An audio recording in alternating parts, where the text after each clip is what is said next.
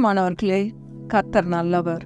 இந்த நாள் கர்த்தர் உண்டு பண்ணின நாள். இதில் நாம் மகிழ்ந்து களி கூறுவோம்.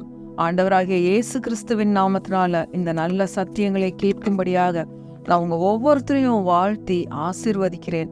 இன்றைக்கு நாம் கற்றுக்கொள்ள போகிற சத்தியம் ரொம்ப முக்கியமான சத்தியம். நம்ம எப்படி சிருஷ்டிக்கப்பட்டிருக்கோம், நம்ம யாரு அப்படிங்கிறது நமக்கு தெரிஞ்சாதான் நம்மளால என்னெல்லாம் செய்ய முடியும், நம்ம எவ்வளோ பெரிய ஆட்கள் அப்படிங்கிறது, நம்மளை எப்படி ஆண்டவர் சிருஷ்டித்து வச்சிருக்காரு அப்படிங்கிற ரகசியங்களை நம்ம ஆவியில புரிந்து கொள்ளணும். பாருங்க, அப்பதான் நமக்கு கொடுக்கப்பட்டிருக்கிற அதிகாரம் என்ன, வல்லமை என்ன, நம்மளால என்னெல்லாம் காரியங்கள் செய்ய முடியும் அப்படிங்கிறத நம்ம தெரிஞ்சுக்குவோம்.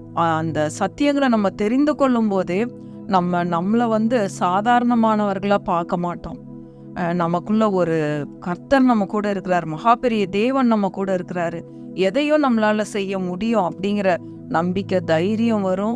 தேவையில்லாம அழுக மாட்டோம், இன்ஃபீரியாரிட்டி நம்மளுக்குள்ள இருக்காது. அதனால இந்த சத்தியங்களை நாம் கண்டிப்பாக அறிந்து கொள்ள வேண்டும். பாருங்க, ஆண்டவர் எப்படி நம்மளை சிருஷ்டித்திருக்காரு அப்படின்னா, நம்மளை அவருடைய சாயல்ல, இதெல்லாம் நம்ம படிச்சிருப்போம். ஆதியாகமம் முதல் அதிகாரம், 2வது அதிகாரம், 3வது அதிகாரம்லாம் படிச்சாலே ஏகப்பட்ட சத்தியங்களை நாம் தெரிந்து கொள்ளலாம். நம்மளை அவருடைய சாயல்ல சிருஷ்டித்து வச்சிருக்காரு. அவ்வளோ பெரியவங்களா ஆண்டவர் நம்மளை மதிச்சிருக்காரு. நம்மளை அவருடைய சாயல்ல, அவருடைய மகிமையை நம்ம மேல, இன்னைக்கு காலையில நான் இதை அப்படியே ஆவியில படிக்கும்போது எனக்குள்ள அவ்வளோ ஒரு சந்தோஷமா இருந்தது. அவருடைய மகிமையவே நமக்கு கொடுத்துருக்கிறாரு, அவரை போலவே நம்மளை சிருஷ்டித்து வச்சிருக்காருங்கிறது எவ்வளோ பெரிய ரகசியம் பாருங்க. அதனால சாத்தான் நம்மளை தொட முடியாது. நமக்கு அவ்வளோ வல்லமையும் அதிகாரமும் கொடுக்கப்பட்டிருக்கு. சங்கீதம் 8வது அதிகாரத்துல போட்டிருக்கு, நீர் மனுஷனை தேவதூதனிலும் சற்று சிறியவனாக்கி நீர்னு தமிழ்ல போட்டிருக்கு. ஆனா மற்ற டிரான்ஸ்லேஷன்ஸ்ல படிக்கும்போது தேவனை காட்டிலும் சற்று சிறியவங்களா, தேவனை விட, ஆண்டவரை விட, காடை விட கொஞ்சம் கீழே நம்ம சிருஷ்டிக்கப்பட்டிருக்கோமா, அப்படி நம்மளை சிருஷ்டித்து வச்சிருக்காரு. அதனால எல்லா வல்லமையும் அதிகாரமும் அந்த ஆளக்கூடிய தன்மையும் ஆண்டவர் நம்ம ஒவ்வொருத்தருக்கும் கொடுத்திருக்காரு. பாருங்க, தேவனை போலவே பேசும்படியாக அவர் செய்ததை விட, அவர் செய்ததையும் நம்மளால செய்ய முடியும், அவர் செய்ததை விட இன்னும் பெரிய காரியங்களையும் நம்மளால செய்ய முடியும். நம்ம குழந்தைங்க நம்ம செஞ்சதை விட இன்னும் பெரிய காரியங்களை செய்யும் போது அது நம்மளுக்கு பெருமையா தான் இருக்கும் இல்லையா? அந்த மாதிரி நம்மளே பொல்லாதவர்களாகிய அப்படின்னு வசனம் சொல்லுது. அப்ப நம்மளே நம்ம பிள்ளைகளை பார்த்து நம்ம சந்தோஷப்படுவோம் அப்படின்னா, சிருஷ்டி கர்த்தா நம்ம செய்யற காரியங்களை பார்த்து, நம்ம செய்யற அற்புதங்களை எல்லாம் பார்த்து ஆண்டவர் சந்தோஷப்படுவார, துக்கப்படுவார? எப்படி நீ இதை செய்யலாம், எப்படி நீ அவங்கள போய் சுகப்படுத்தலாம் அப்படின்னு ஆண்டவர் சொல்லுவாரா? சொல்லவே மாட்டார். அந்த சத்தியங்களை தான் இன்றைக்கு நாம் அறிந்து கொள்ள போறோம். ஆதியாகமம் முதல் அதிகாரம் 26, 27வது வசனம். ஆதியாகமம் முதல் அதிகாரம் 26, 27. இது மகா பெரிய ரகசியம் பாருங்க.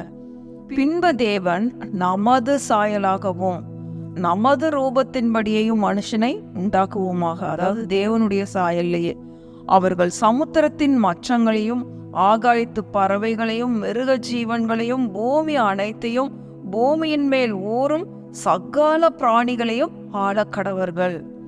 எல்லாம் ஆகாயத்துல இருக்கிறது, வானத்துல இருக்கிறது, தண்ணிக்குள்ள இருக்கிறது, எல்லாவற்றையும் ஆளக்கூடிய தன்மையை நம்மளுக்கு ஆண்டவர் கொடுத்திருக்கிறாரு. பிராணிகளை எல்லாத்தையும் சிருஷ்டித்து இவைகள் எல்லாம் நீங்க ஆளக்கடவர்கள் அப்படின்ட்டாரு. அடுத்தது 27 பாருங்க.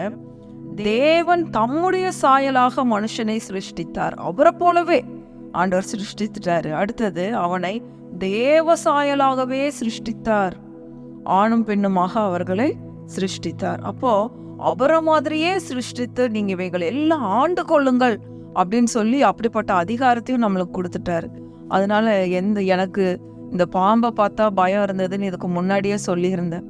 எங்க காம்பவுண்டை சுற்றிலும் பாம்புகள் வந்த போது எனக்கு கொஞ்சம் பயப்பட்டேன். அப்போ இந்த வசனங்கள் எல்லாம் எடுத்து பார்த்தா பாருங்க, ஆண்டவர் எல்லாவற்றின் மேலும் நமக்கு அதிகாரத்தை கொடுத்திருக்கிறாரு. நாம் சர்ப்பத்தின் மேலும் தேள்களின் மீதும் ஏறி மிதித்து நடக்கிறவர்கள் அப்படிங்கிற வசனத்தை ஆண்டவர் சொல்லி கொடுத்தாரு. இதையெல்லாம் ஆளக்கூடிய தன்மையை ஆண்டவர் நம்மளுக்கு கொடுத்திருக்காரு. அப்படிங்கிற அந்த வசனத்தை சொல்லிக்கிட்டே இருக்கும்போது அது மேல இருக்கிற அந்த பயமெல்லாம் அப்படியே போக ஆரம்பிச்சது பாருங்க. நான் முற்றிலும் ஜெயம் கொள்ளுகிறவர், நிச்சயமா நான் வெற்றியை பார்ப்பேன் அப்படிங்கிற ஒரு விசுவாசம் வந்துச்சு பாருங்க. இதை சொல்ல சொல்ல சொல்ல இதை தியானிக்க தியானிக்க பயங்கள் கொஞ்சம் கொஞ்சமா போறதை பார்த்தேன். அப்போ ஆண்டவர் நம்மளை அவருடைய சாயல்ல சிருஷ்டித்து, அவருடைய மகிமையில அவரை போலவே நம்மளை சிருஷ்டித்து வச்சிருக்கிறதுனால எந்த சத்துருவானவனும் நம்மள நெருங்க முடியாது. இப்போ மீகாக்கு வருவோம். மீகா 7வது அதிகாரம் 8வது வசனம் பாருங்க. மீகா 7வது அதிகாரம் 8வது வசனம். 1080வது பக்கம் பழைய ஏற்பாட்டுல.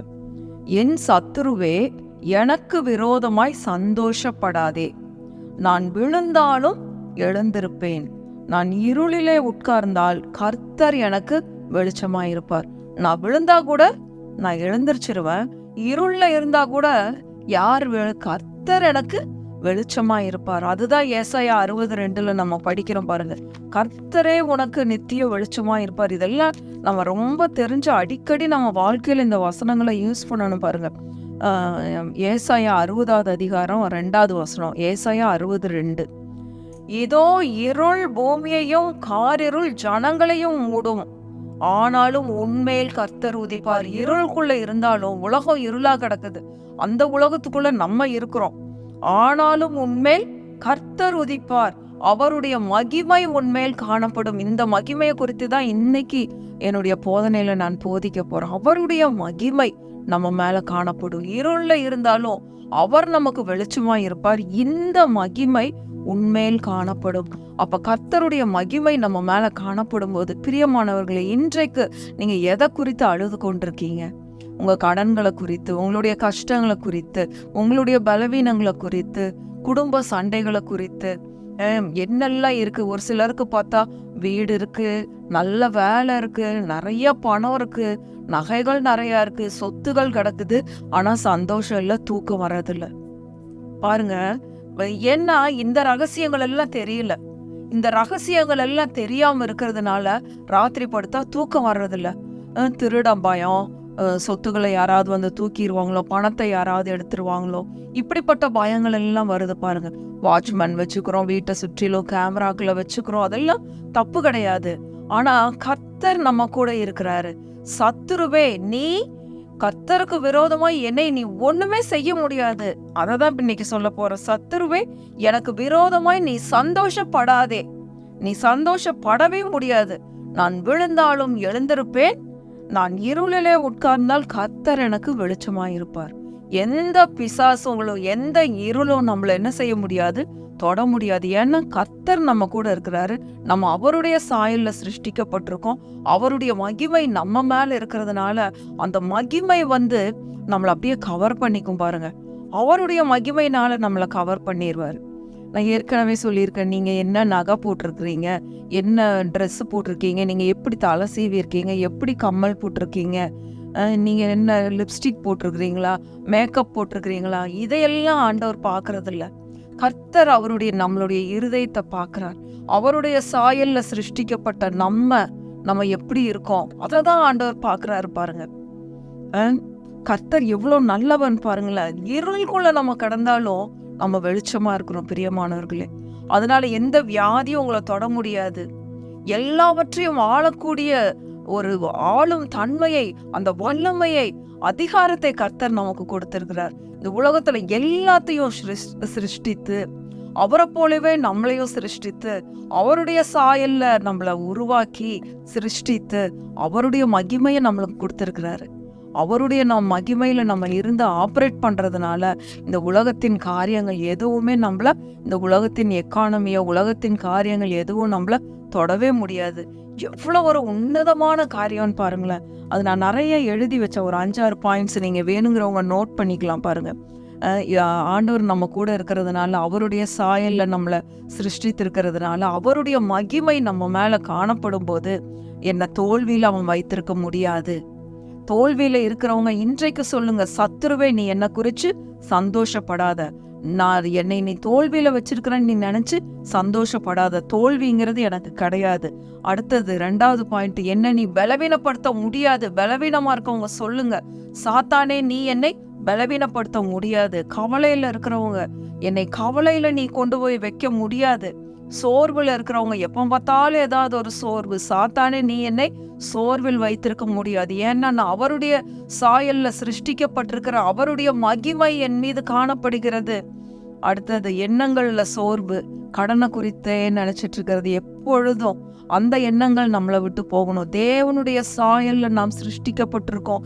இப்ப ஒருவேளை நான் கடன்ல இருந்தா பரவாயில்ல, எவ்வளவு கோடி கடன்னாலும் கர்த்தர் என்னை நிச்சயமாக தேசங்களுக்கு கடன் கொடுக்கிறவளாக மாற்றுவார். தேசத்துக்கு கடன் கொடுக்கிறவனாக மாற்றுவார். பிரியமானவர்களை, எவ்வளவு ஒரு வார்த்தைகளை, அற்புதமான வார்த்தைகளை ஆண்டவர் நம்மளுக்கு கொடுத்திருக்காருன்னு பாருங்க. இன்னைக்கு நிறைய பேத்தினால எதுக்கு நான் ஆண்டவரை துதிக்கணும், ஸ்தோத்திரம் எதுக்கு பண்ணணும்? நீங்கள் ஒன்றுக்கும் கவலைப்படாமல் எல்லாவற்றையும் குறித்து உங்கள் விண்ணப்பங்களில் ஸ்தோத்திரத்தோடு கூடிய ஜபத்தினாலும் வேண்டுதலினாலும் தேவனுக்கு தெரியப்படுத்துங்கன்னு சொல்லுது. அப்படியெல்லாம் என்னால செய்ய முடியல, என்னால ஆண்டவரை துதிக்க முடியல, என்ன ஸ்தோத்திரிக்க முடியல அப்படின்னு சொல்றவங்க இன்றைக்கு உற்சாகம் அடைங்க. இப்ப சாத்தானே நீ என்னை சோர்வுக்குள்ளாக்க முடியாது.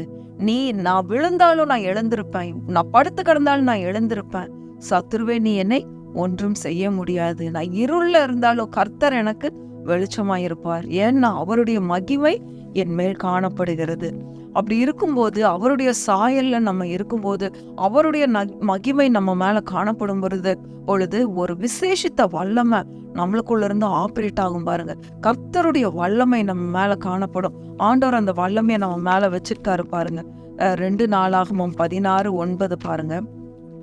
2 நாளாகமம் ரொம்ப முக்கியமான வசனங்கள் எல்லாம் சொல்லிட்டு இருக்கிறேன். நீங்க இதெல்லாம் நோட் பண்ணுங்க. எங்க வாழ்க்கையில நிறைய காரியங்கள் இந்த வசனங்களை சொல்லி சொல்லி நாங்க வெற்றி அடைந்திருக்கிறோம். 2 நாளாகமம் 16:9 தம்மை பற்றி உத்தம இருதயத்தோடு இருக்கிறவர்களுக்கு தம்முடைய வல்லமையை விளங்க பண்ணும்படியாய் கர்த்தருடைய கண்கள் பூமி எங்கும் உலாவி கொண்டிருக்குன்னு படிக்கிறோம். கர்த்தருடைய கண்கள் நமக்கு அவருடைய வல்லமையை விளங்க பண்ணும்படியாய் பூமி எங்கும் உலாவி கொண்டிருக்கான். 2 நாளாகவும் 16:9 அவருடைய வல்லமை நம்ம மேல காணப்படுது. நம்ம அவருடைய சாயல்ல சிருஷ்டிக்கப்பட்டிருக்கோம். தினமும் காலையில தூங்கி எழுந்ததுல இருந்து சொல்லுங்க, அவருடைய சாயல்ல நான் சிருஷ்டிக்கப்பட்டிருக்கேன். அவருடைய வல்லமை, அவருடைய மகிமை என் மேல காணப்படுது. அதனால சாத்தானே, கடனே நீ என்னை ஒன்றும் செய்ய முடியாது. இப்ப நான் ஒருவேளை கடன் வாங்குறவளா இருக்கலாம், ஆண்டவர் என்னை கடன் கொடுக்கிறவளா சீக்கிரம் மாத்த போறாரு இயேசுவின் நாமத்தினால. அவருடைய வெளிச்சம் என் மேல உதிக்கும். நான் பட்ட எல்லா வெட்கத்திற்கும் பதிலாக ஆண்டவர் நான் இருக்கிற இடத்துலயே எனக்கு புகழ்ச்சியும் கீர்த்தியும் உண்டாக பண்ணுவார் இயேசுவின் நாமத்தினால.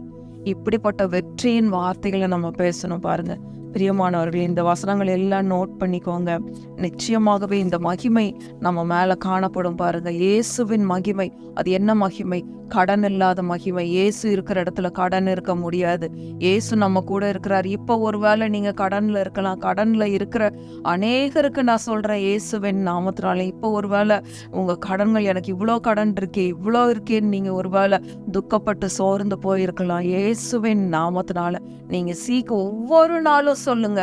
உபாகமம் 28 இந்த மாதத்துல நம்ம தியானித்தபடி முதல் 14 வசனங்களை தினம் சொல்லுங்க. என் கூடை ஆசீர்வதிக்கப்பட்டிருக்கும், என்னுடைய மாப்பு செய்கிற தொட்டி ஆசீர்வதிக்கப்பட்டிருக்கும், நான் அநேக தேசங்களுக்கு கடன் கொடுப்பேன். இந்த மாதிரி ஒவ்வொரு நாளும் சொல்லுங்க. ஆண்டவரோடு கூட ஒரு நெருக்கமான உறவுல வாங்க. நம்ம அவருக்கு பிள்ளைகளா இருக்கிறோம், அவருடைய பிள்ளைகளா இருக்கிறோம். நாம் சிநேகிதர்கள் அல்ல, நாம் ஆண்டவருக்கு பிரியமான பிள்ளைகள். பிரியமானவர்களே, அவர் நம்முடைய அப்பா. இந்த உறவுல நீங்க அவரோடு கூட உறவு கொள்ளுங்கள், அவரோடு கூட பேசுங்க. அவருடைய வார்த்தைகளை எடுத்து இரவும் பகலும் தியானம் பண்ணுங்க. இரவும் பகலும் கர்த்தருடைய வேதத்தில் தியானமாயிருக்கிற மனுஷன் அவன் பாக்கியவான். அவன் நீர்க்கால்களின் ஓரமாய் நடப்பட்டு தன் காலத்தில் தன் கனியை தந்து இலை உதிராதிருக்கிற மரத்தை போல் இருப்பானா. அவன் செய்வதெல்லாம் வாய்க்கும் பாருங்க. பிரியமானவர்களே, இப்படிப்பட்ட வார்த்தைகளை நம்ம ஒவ்வொரு நாளும் தியானிக்கணும். அவரை போல சிருஷ்டிக்கப்பட்ட நாம் கடன்ல ரொம்ப நாட்கள் இருக்க முடியாது, கஷ்டத்துல ரொம்ப நாள் இருக்க முடியாது, தூக்கம் இல்லாம இருக்க முடியாது. இப்படி ஒரு வெற்றியின் உணர்வுக்குள்ள வாங்க. அவருடைய மகிமை என் மேல காணப்பட்டிருக்கனால, அவருடைய சாயல்ல நான் சிருஷ்டிக்கப்பட்டிருக்கிறதுனால நான் நல்லா தூங்குவேன். என்னை காக்கிற தேவன் அவர் உறங்குவதில்லை. அவர் இஸ்ரவேலை காக்கிறவர், அவர் உறங்குவதும் இல்லை, தூங்குகிறதும் இல்லை. அவர் தூங்காம காத்துக்கிட்டு இருக்கிறாரு. நம்ம நிம்மதியா தூங்கலாம் இரவுல. பிரியமானவர்களே, இப்படிப்பட்ட ஒரு வெற்றியுள்ள வாழ்க்கை, இதுதான் அவருடைய மகிமை. அவருடைய மகிமையை நம்ம மேல தரித்திருக்கிறார். அதனால நம்மளுக்கு வெட்கம் கிடையாது. ஒருவேளை இப்ப வெட்கப்பட்டிருக்கிற மாதிரி இருக்கலாம். வசனங்களை இரவும் பகலும் தியானம் பண்ணுங்க. அவரோடு கூட ஒரு உறவுக்குள்ள வாங்க. வார்த்தைகள் நம்ம வாயில இருக்கும் பொழுது, இருதயத்துல அவருடைய வார்த்தைகள் இருக்கும் பொழுது, வெற்றியுள்ள வாழ்க்கைக்கு நம்ம சீக்கிரமா வந்துருவோங்கிறதுல சந்தேகமே இல்லை. பிரியமானவர்களே, கர்த்தர் நல்லவர், அவரை துதியுங்கள், அவர் கிருபை என்றும் உள்ளது. ஆமென், ஆமென், ஆமென்.